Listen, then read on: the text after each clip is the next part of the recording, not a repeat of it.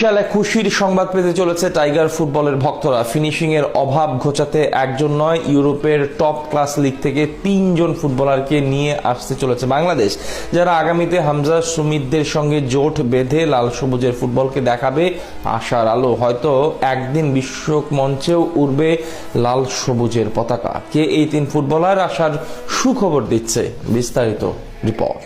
এবং তারা হামজার মতো ইউরোপের টপ লিগে না খেললেও মানের দিক থেকে কাছাকাছি লিগেই খেলেন এমন ফুটবলারদের সঙ্গে ইতিমধ্যে যোগাযোগ করতে শুরু করেছে ফুটবল ফেডারেশন, যেটা নিশ্চিত করলেন ফাহাদ করিম নিজে। এখন প্রশ্ন জাগতে পারে, এই 3 ফুটবলার কারা? বাংলাদেশ ফুটবল পাড়ায় কান পাতলেই শোনা যায় ট্রেভার ইসলামের কথা।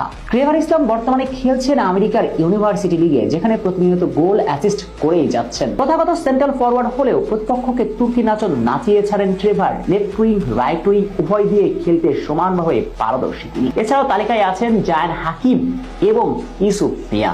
সত্যিকার অর্থে এই 3 ফুটবলারকে যুক্ত করতে পারলে বাংলাদেশ ফুটবলের আগামীর পথ মসৃণ হয়ে উঠবে।